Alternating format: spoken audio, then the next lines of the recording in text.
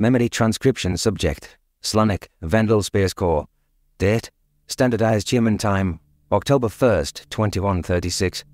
Our evacuation party was fortunate to skirt the orbital battle and depart the system with a fair distance between us and the AXA. The Terran transport unloaded its critically wounded passengers at a Venlo border outpost, while the rest of the posse trekked on to Earth. I wasn't sure how the Predators planned to deal with the terrified aliens upon arrival. Marcial had been stabilized by onboard medics and didn't want to send Nulia to a refugee site run by Predators without him. In fact, I got the feeling that he bore no intention of leaving her in the camp at all. Heavy Gajid on the vessel gawked at him yesterday when he lodged into a silly song about a twinkling star to put her to sleep. Marcial was the reason I resisted the temptation to disembark in the relative safety of her Venlo station. After every horror that befell him in space, I was uncertain if he'd ever return to the stars. Our separation could be permanent. The last thing I wanted was for our friendship to conclude with me showing fear and disgust toward two species. If someone told me when I signed up for the Humans First Contact program that I would willingly go to their homeworld, I would have keeled over laughing. But I felt guilty over how my instincts ran amok on the Gajit cradle and how quick I was to fault the Predators for things they had no role in. Was my trust in humanity really that conditional? Were my prejudices still alive? The mere sight of Marcial in the doorway had me in shambles at our first meeting. Now I don't think about it when he snarls or picks me up. I don't react to any human's eyes either, not even strangers or crowds. Maybe I've made more progress than I give myself credit for. All sorts of bizarre ideas waltzed through my imagination when I tried to envision Earth. I was the first Enlil to visit humanity's home. Not even the bravest scientists or diplomats would venture to the Blue Marble. It was a massive step, which might be a far cry from my preconceptions of society. Landing on Terran soil would place me at the whims of their government and expose me to the general populace. It would offer better insight into what the average Predator was like, but was that a positive? I was woefully unprepared for what I had seen, mixing in with the UN military units. As the spacecraft touched down, I reminded myself that it was too late to back out. This was not the time for second thoughts. My fright would only contribute to the other passengers' panic. Gajit refugees, line up single file and prepare to exit the ship. Anyone who fails to follow the directions of UN soldiers will be hit with a tranquilizer dart for your own safety. A grating voice growled over the PA system. Volunteers are handing out blankets, water and dried fruit. If you require medication or special accommodations, approach the nearest human in the white coat or Red Cross insignia. You are safe here. Please do not panic. I snorted. Easier said than done. The human statement didn't have the calming effect they desired. There wasn't a single refugee that didn't look petrified. One elderly Gajid collapsed with a thud, clutching her chest. The terror generated by this amount of predators could certainly cause a heart attack. Terran medics gestured for everyone to move back and hurried to count the cardiac victim out. For the Gajids on board, it must appear they were being towed to a predator's lair as cattle. Ferocious-looking soldiers with massive guns were corralling them into the open air. Who would believe a beast's claim that they would return anyone that wished to leave to a Gajid or Federation territory as soon as they arranged terms with their government? Hi, Slanik, Tyler said hesitantly. The blonde human took a timid approach, as if worried about frightening me. As traumatic as his table manners were, the big guy's intentions were benevolent. He couldn't help that his taste buds evolved with such a vile proclivity. Like Marcial explained, it was biology that was beyond their control. I was aware that predators consumed meat by definition, and that didn't negate everything I knew about their rich emotions. Humans weren't like the AXA, hunting living creatures. They cultivated cell samples in a lab.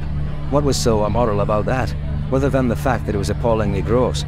It's on the same level as consuming fecal matter. Don't exactly want to share a table or drink out of the same saucer, but it doesn't have to shape my entire opinion of him. Out of sight, out of mind. Thanks for saving my life, Tyler. Sorry for freaking out back there. I pinned my ears against my head and saw his eyes soften at my scared expression. It was a good idea on paper for me to help humanity communicate with civilians, but I had no idea what I was signing up for. It was sensory overload, all the death, predation and aggression. It's cool. I forget how much you guys hate predators sometimes. I know Marcial doesn't, but how could he? The flesh-eater muttered. Following Tyler's sharp gaze, my own eyes landed on the redhead. I couldn't help but notice the looks Marcial shot the Gajid adults throughout the ride. Clearly his own species picked up on it too. This mission wasn't the thrilling revenge jaunt he dreamed of. My friend's right limb was stuffed in a sling, while his dominant arm held the spiky child. He was clutching Nulia to his chest like he expected someone to take her away. His hazel eyes were glazed over as he watched the adult refugees stumble outside. A tear rolled down his cheek, which the younger Jade poked with a claw. Don't cry. She whimpered. Why are you sad? The human poured at his eyes. I'm not. Just tired. The child tilted her head. But you just slept for hours, Marcial. Marcel. He enunciated, rolling the R sound with a reverberating growl. You can say it, dear. Marcel. Nelia hooked her claws into the corners of his lips and took them upward. I gaped at her bravado, playing with the predator's eating orifice. There's the happies now. Stay like that. Marcel flashed his teeth with genuine amusement. He glanced at me, noticing that Tyler and I were both watching with concern. The vegetarian struggled to his feet, limping towards us at the rear of the line. We shuffled to the exit as a pack, and my nerves surged through my veins. Warm sunlight struck my face as I took my first look at humanity's home. The refugee camp was based in a decommissioned airport, judging by its appearance. Various structures had been converted to lodging, and tents dotted the runways. Humans were passing out supplies in what I thought was a former hangar bay.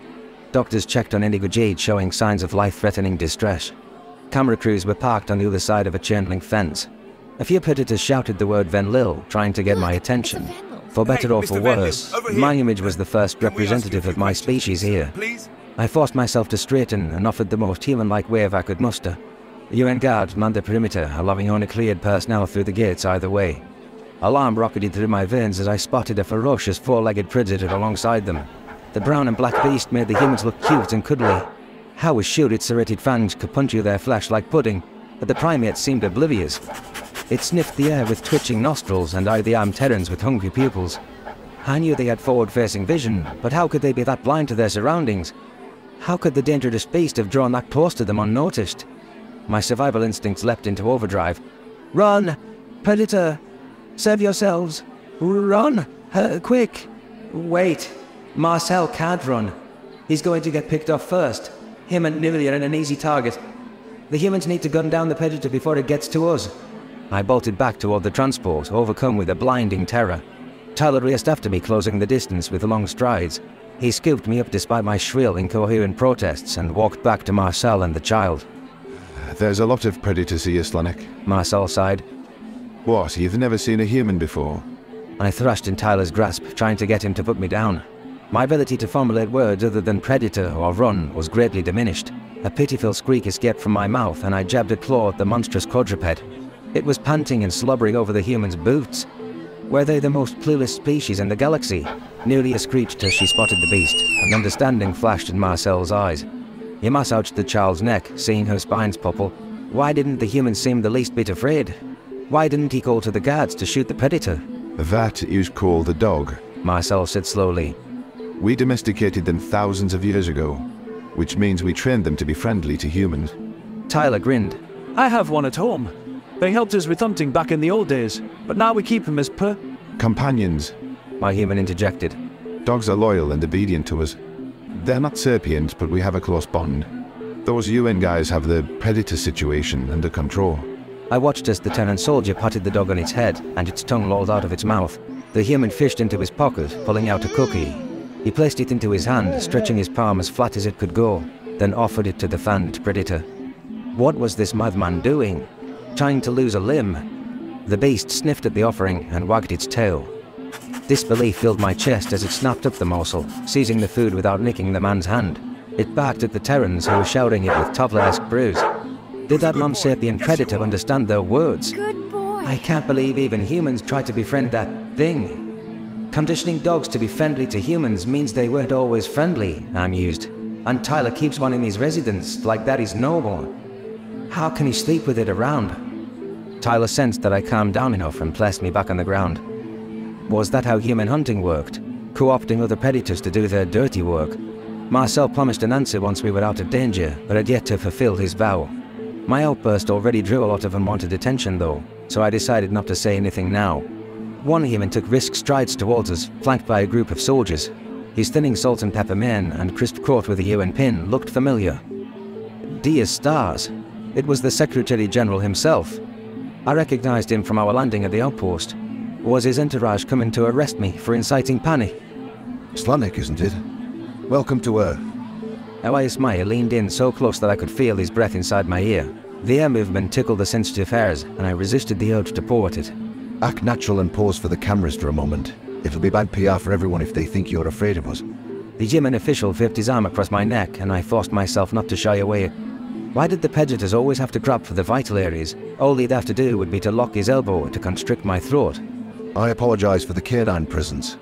The Secretary General spoke the words in a booming tone, and I sensed that he was trying to tell the media that I hadn't faked out from the humans. The dogs are necessary for security purposes. Security from what? I whispered. Maya smiled but did not answer. He slipped his arm from my shoulders and gestured for us to follow him. I tailed behind the UN leader on shaky legs, terrified to traverse the checkpoint. Marcel and Tyler lurked at the rear, probably to seal off my escape route if I tried to run. The dog was tethered by a thin rope on closer inspection, but it seemed to be pulling the humans more than anything. Those awful eyes were watching me.